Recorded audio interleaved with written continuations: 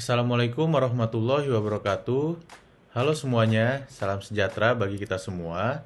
Perkenalkan, saya Derli Derlian, seorang mahasiswa Magister Hukum Universitas Indonesia dengan NPM 2406376626. Pada video kali ini, saya akan memaparkan hasil penelitian tesis saya yang berjudul Implikasi Perubahan Nomenklatur dalam Undang-Undang Nomor 1 Tahun 2025 tentang Badan Usaha Milik Negara ditinjau dari pendekatan teori transformasi keuangan negara dan Economic Analysis of Law. Penelitian ini akan membedah bagaimana reposisi hukum BUMN di tengah transisi regulasi dan struktur kelembagaan yang baru.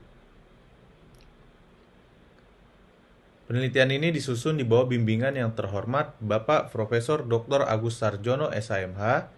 Terima kasih kepada beliau atas segala arahan, ilmu, dan masukan berharga yang telah diberikan, sehingga penelitian ini dapat terselesaikan dengan baik. Kita mulai dari latar belakang masalah. Saat ini, BUMN menghadapi tantangan besar dalam menyeimbangkan antara efisiensi bisnis dengan akuntabilitas publik. Debat krusial mengenai pemisahan kekayaan negara seringkali menempatkan BUMN dalam posisi sulit. Kita memerlukan transformasi hubungan, yakni meninggalkan pola hierarkis birokratis menuju kemitraan yang berbasis good corporate governance.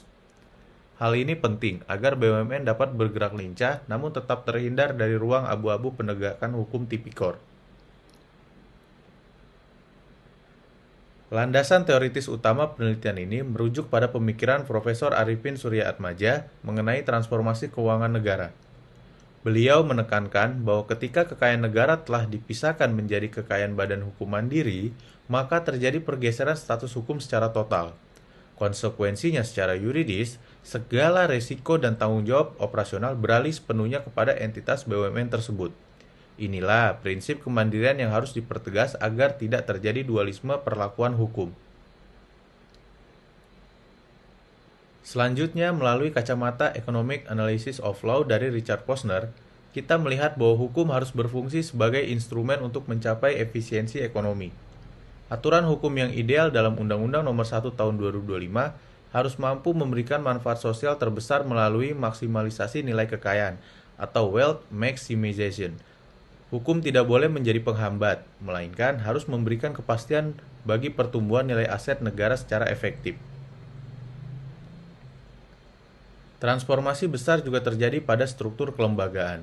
Kita melihat pergeseran peran Kementerian BUMN yang kini lebih fokus sebagai pembuat kebijakan dan regulator. Di sisi lain, hadir BPI Danantara sebagai super holding investment, yang mengelola kepemilikan saham dan investasi negara secara profesional.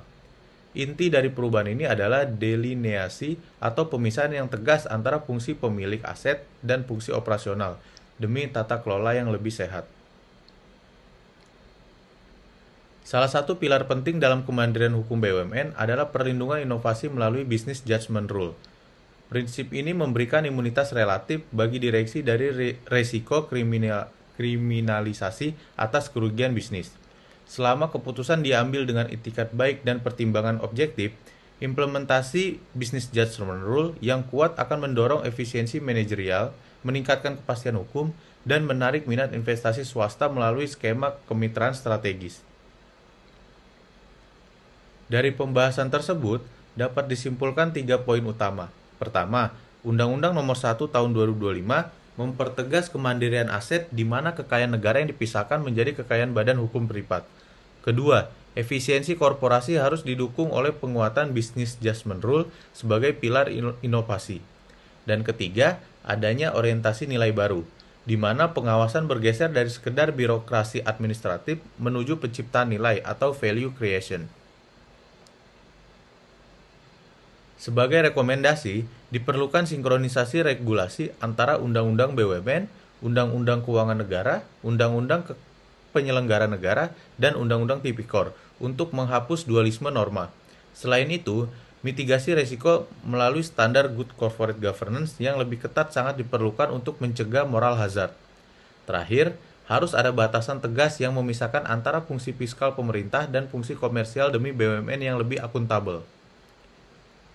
Demikian paparan mengenai transformasi hukum BUMN di tahun 2025.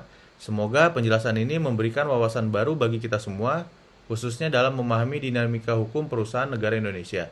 Terima kasih telah menyimak dan sampai jumpa di kesempatan berikutnya. Wassalamualaikum warahmatullahi wabarakatuh.